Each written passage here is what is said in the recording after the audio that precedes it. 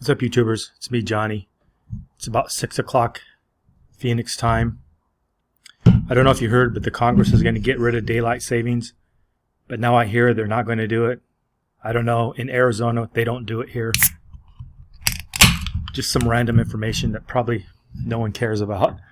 Anyhow, it's a really beautiful day here I'm in Sun City, specifically Phoenix, where my folks had a house. Well, we're getting rid of it, but anyways, until that's done, I'm going to be here instead of in Latin America or Asia. It's a really beautiful day. It's about 80 degrees, maybe right now, maybe 79. It's that time of year when Arizona, in my opinion, is really, really beautiful. It's not too hot, not too cold. You can go out on the bike paths. There's quite a few bike paths. Like I said in previous videos, sorry about adjusting the camera, but it's distressing. Like I said in previous videos, there's a lot of homeless now. When I first came down here to visit my folks, I don't remember seeing homeless people on the bike paths. Maybe there could have been and I just didn't notice, but now it's very, very, very noticeable. And in the last couple years, I've been here off and on during COVID, and just the last time I came up, which is about 3 weeks ago, on the shuttle from Mexico. That's a cool thing. You can take a shuttle from the border right up to Phoenix, right up to wherever you want to go, your house, whatever. Anyhow, I just saw a lot of homeless people I'm not sure where my folks' home is. I'm not familiar with Phoenix, but I think it's the west side, but kind of the northern west side. There's just all these tents you can see on the freeway. When you're on the freeway in the shuttle, you can kind of see them. They're in these abandoned lots and things. Anyways, that's not what I'm talking about tonight. It's just there's a lot of people. I've met quite a few people in Phoenix who hate it, and I've met quite a few people who like it. I'm in the camp where I really like it, even when it's really hot.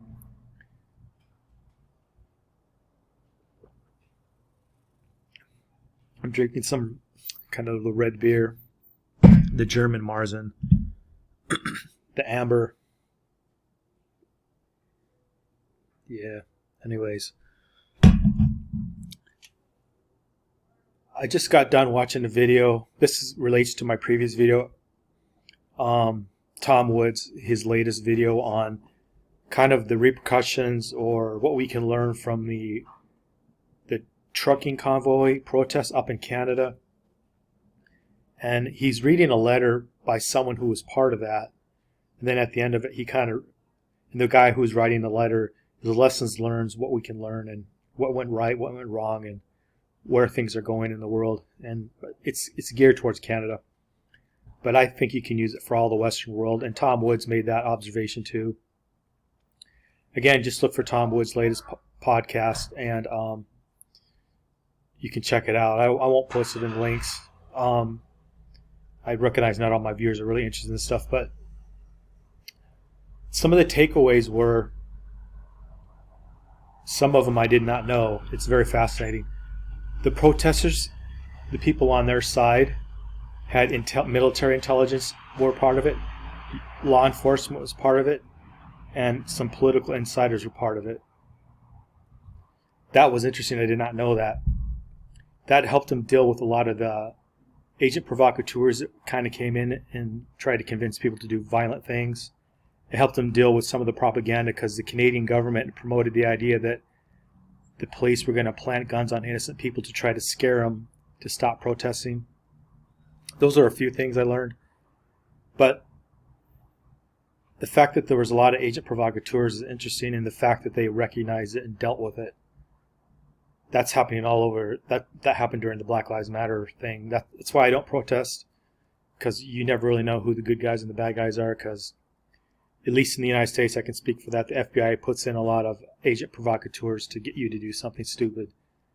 And the people who are instigating violence usually get away with it, and oftentimes it's the agent provocateurs and they don't get prosecuted. We saw an excellent example of that, I think in Michigan, where they set up some militia group to try to kidnap the governor, and nothing ever happened. But they did arrest him and make him look pretty stupid. And the FBI did actually organize the whole thing. So you recognize the FBI organizes a lot of violence against people, and sometimes they can't stop the violence. They still arrest people, but it's just how things are nowadays. Anyways, Tom gave some of his observations on the good, the bad, and the ugly of that video. And some of those are, no matter what protesting happened in how long it lasted, it didn't really change much. It did get the government, or the Canadian government, to back down a little bit, but not much. Like Tom pointed out, we can learn that when push comes to shove, the government through corporations can get people to get their bank accounts shut down or frozen. We learn now that the government played a lot of dirty tricks up there, like they do anywhere else, for that matter. We learned that half the population or more in Canada, is probably more, were against the protesters. So you might feel like you're standing for justice and freedom and all that, but your fellow Canadians or your fellow people in your country, they want you to get shut down and get brutally attacked. I'm using the terms brutally attacked because they did some pretty nasty things. Other things we learned from that is there are people who were supportive of it, and now because they got shut down so heavily, they're still mad and angry. So there's a lot more anger in I would say in the whole world, in the Western world, as far as protesters being shut down and not changing the system. What I want to point out is the protesters in France, the Yellow Vest in Canada, and all over the world have been shut down, and shut down pretty effectively with new technology that governments have. I would say the protesters in Russia who are protesting the war, in other words, anti-war protesters in Russia, have been shut down pretty brutally. You're not hearing from. You can look at the protesters in China, shut down pretty brutally. So what we're learning is with all the new technology governments have, whether it's a Western government, an Eastern government, or a government in Latin America, I guess that's the South, they can shut you down if they want to. And they're using a lot of technology, and they're using a lot of psychological warfare techniques, and they're using a lot of influencers. That's another thing I want to touch on. There's quite a few YouTubers out there who, on behalf of the Chinese government, promote things from the Chinese government's point of view, telling you how great it is in China, telling you nothing bad ever happens, etc., etc. There's YouTubers who do the same thing for South Africa, for Saudi Arabia. My only point is, whether it's related to protesting or anything, a lot of YouTubers are paid to tell you stories that are not true. That's just as true of the offshore world, how to get a bank account, how to get a residency, to politics, to travel hacks. There's just so much stuff out there that's really inaccurate. That's why I don't like making videos anymore, because it's hard to stand out from what other people are saying when you're contradicting what they're saying, and then people don't trust you because so many other people are saying something different. So these YouTubers are being used, rightly or wrongly, depending on how you want to look at it, to promote other people's views of the world and visions. So that's what I mean about this misinformation war. It's hard to get the truth about anything, about like almost anything now. That's why I'm reluctant or hesitant to say too much, because let's say I'm boots on the ground. I don't really know what the hell's going on. I just know what I'm reading, what I'm hearing from people I know, and then people I know personally that I've met and I trust. So to sum up, what I think is large parts of the world are now looking pretty dystopian. Large parts of the world are going to copy the Chinese social credit system, up to including the United States and Canada. I still have higher hopes for the United States and Canada as far as this not working, and some states in the United States pushing back on that. Not all states, but some. That's what I think is ultimately going to happen. Another thing in the Tom Woods video was they're talking about all the Canadians kind of leaving, not all, many Canadians leaving Canada and coming to the States. That's fascinating. And if you listen, not Rebel Capitalist, if you listen to Nomad Capitalist, he made a video either today or yesterday on how he's getting more and more clients from Western Europe who want to leave. And I think this is all starting of a big trend where people in first world countries to escape kind of the police state, the I don't know what to call it, but the AI state, the robot state, where AI technology follows you everywhere you go, from getting on the freeway to getting off, to if you go 5 miles over the limit, they send you a ticket in the mail, to if you run a stop sign, they send you a ticket in the mail, to you swipe your passport to leave the country, they know you left the country, they're following you and tracking you everywhere you go, not just from your passport, but from your cell phone, your laptop, computer, everything. More and more people, at least people with money who have options, are leaving. And I see a trend too where more middle class people are kind of checking out and leaving. And if you even want to go further, there's kind of the red pill community, stuff like that. And then there's kind of the opposite end of that spectrum. All those people are kind of checking out too. So you're seeing a lot of productive people. Not all those groups are productive, I'm not saying that, but you're seeing a lot of productive people now leaving. I want to make a little observation that you may not know. There's Americans who may not know this. Now, I read it in the newspaper or online, in online news, Yahoo or whatever, Yahoo News or Google News. So take this with a grain of salt. But I read either 62 or 64% of Americans don't even pay income tax anymore. So think about it. If you're still paying income tax, you're one of a smaller and smaller group that's paying income tax, while the wealthy, and I would say the lower classes in the States, aren't paying any income tax at all. Now, I'm in the group where I still pay income tax from time to time, especially right now while I'm in the States doing stuff. It's hit really hard here unless you have an LLC to avoid all that. And some of the stuff my folks set up will not be set up properly to avoid whatever's coming for me and my family anyways. That's another story. But I just want to point that out, the importance of setting things up legally so you don't have to pay tax. Because if you don't do it, you're going to be one of the few people left holding the bag, at least as far as paying income tax and stuff like that. Now, you could say we all pay a tax in the sense of inflation tax. That's true. But it's just getting, all these protests are showing you how unfair the system is for certain people, and how one group of people gets a lot of the benefits of our system, and other people end up paying the taxes and bearing the brunt of all the unfairness of it all, the violence, things like that, where more of the elites live in their own little neighborhoods cut off from everything else, and they don't have to deal with wearing a mask anywhere. They don't have, like, I know, like some of the wealthier people I know, they never wear a mask. Only the workers in the restaurants wear a mask. That's just what, like, one kind of contrast I want to show. That's true in some parts of Latin America too, but it's just fascinating the way things are spiraling out of control, and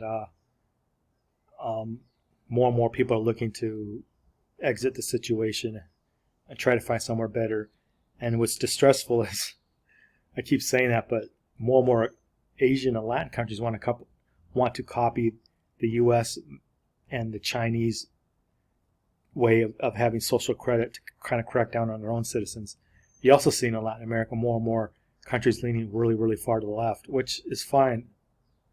Actually, I don't really care what people do in the U.S. or in Latin America, but that tends to signal that there's going to be more authoritarian stuff. But as foreigners, if we live there and we, follow the rules as best as we can or whatever. In fact, if you're foreign, a lot of times you're not expected to follow the rules. It's one of the benefits of being there. But you're given the benefit of the doubt more than the local is, so we kind of get a pass, so we're very lucky in that regard. But the doors are closing even there, where you can't get in as easily as you used to. And they're going to have all this stuff, I would say in Latin America, but maybe 20 years down the road. But I still think there's going to be pockets of Latin America that are basically ungovernable. You can do whatever the hell you want and the rules won't really apply.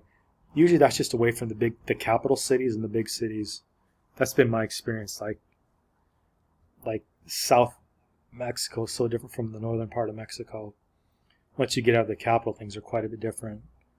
And even simple things like wearing a mask. But anyways, kind of digressing, getting off the subject, but The only point I am trying to make is it seems like no matter what people do, no matter where they are in the world, vis-a-vis their protesting, the governments are successfully shutting it down. And a lot of people are taking away the wrong message that it's a total failure. It is partly, but there's more and more anger, so this is going to build up to something. I don't know what that's going to be. I hope it's not violence. But it's also kind of opening people up to the idea that they need to leave their country or they need to go to a small town or a small community until things get better, because I can tell you in Phoenix, all the stuff I've seen, like I want to make a separate video, but I'm not going to, but like the stuff I've seen this last trip, it makes me really, really double down on getting 1 or 2 residencies somewhere else and an online income.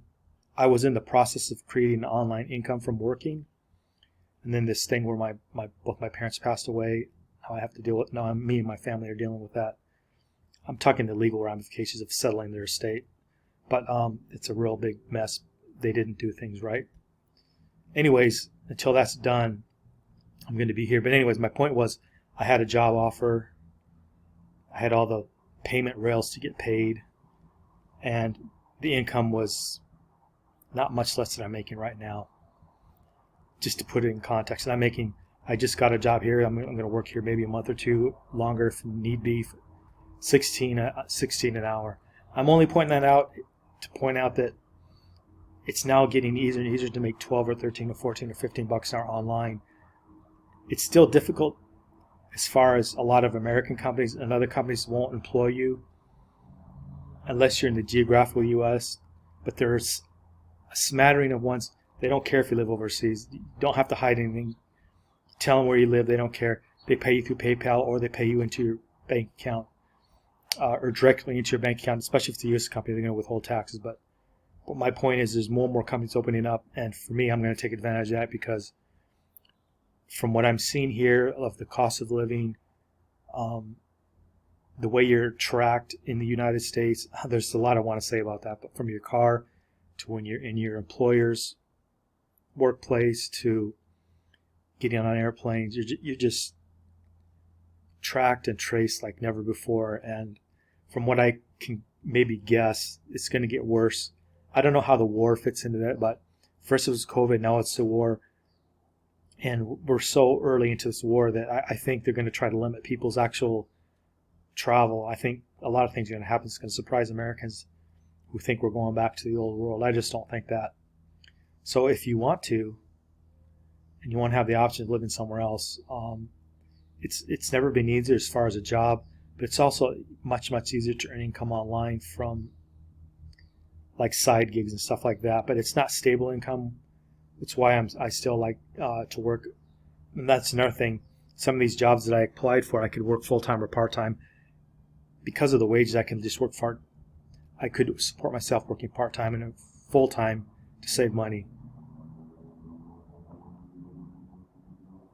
And then I can imagine my other assets and not spend them down and kind of do stuff like that.